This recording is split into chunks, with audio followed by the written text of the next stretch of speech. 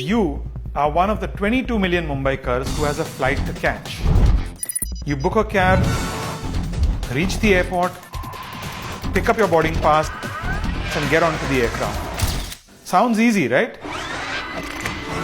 That's because there are systems all around us that make it that simple. These systems work round the clock every day for our convenience. Mumbai's Chhatrapati Shivaji Maharaj International Airport is one of them. All passengers are requested to please proceed towards the aircraft from gate number 1. Look at this passenger, for instance. He wouldn't know that while he was getting his boarding pass, while she was negotiating for a better seat, or while he was just sipping coffee, their bags had already reached the belly of their respective flights. A perfectly synchronized system worked behind the scenes to make this possible. I'm curious to know how these numbers work. To know more, I am now meeting the head of airside operations, Prabhat Mahapatra. So, Mr. Mahapatra, tell me now, how many passengers do we cater to every day? On an average, we handle 140,000 passengers per day. 1.4 lakh daily passengers who are taking flights to 95 different destinations from Mumbai International Airport. Declared the busiest single runway international airport in the world, Mumbai Airport made a mark in 2018 with over 1,000 flights managed in one single day. Delhi, which is the biggest airport in the country, and Delhi has 3 functional runways. Correct. We have always just one runway. Yes, that's right. Which is That's pretty right. remarkable. How many passengers do they handle per day in comparison? Delhi handles 30% more than what we handle. What is the difference between Mumbai and, say, Gatwick? Because both are single runway airports. Gatwick has a parallel runway, whereas in Mumbai, we do not have the luxury of a parallel runway. We have 2 runways which are intersecting Like a cross. like a cross. The space that Mumbai offers can accommodate only a crisscross runway, making only one of 2 runways operational at any given time.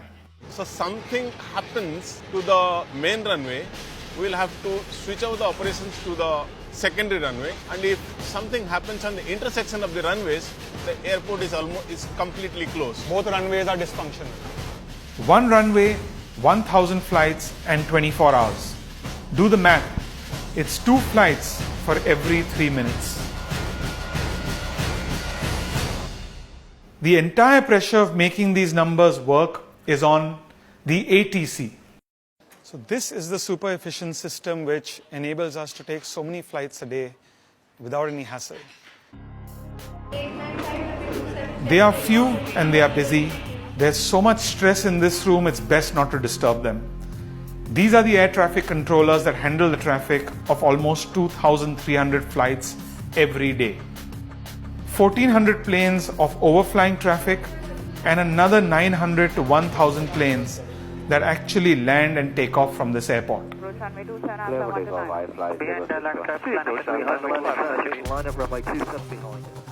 And while we take a lot for granted, I can't help but think of the people who work 24/7 to ensure that this operation is always kept up and running. Let's have a closer look at the ground reality of the situation. It seems that the skies look empty, everything looks clear, it doesn't look that busy. But tell me what's happening above us. The fact is, at any given point of time in Mumbai, during peak hours, 6 to 7 aircraft are already holding, waiting for their turn to land. Every 65 to 70 seconds, we have either one landing or one takeoff. So between 2 aircraft, 2 arriving aircraft, the separation is around 130 seconds. Out of 130 seconds, like the one which has just landed, it takes almost 50 seconds to vacate the runway. Right. In that 50 seconds, the departing aircraft is lined up. In the next 40 seconds, it's airborne. So 50 plus 40 is 90. Right. So you are left with another 30 to 40 seconds for the subsequent. So that's how close it is. We have just seen one aircraft taking off. Right.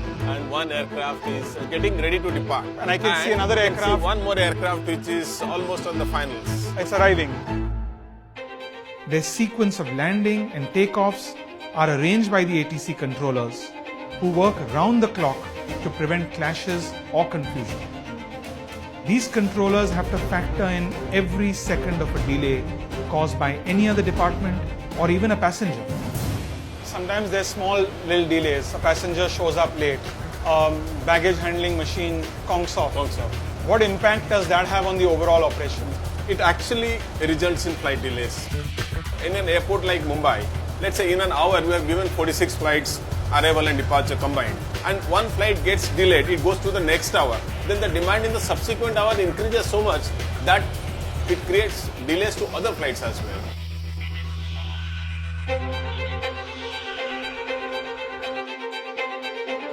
I thought multitasking in my workplace was challenging.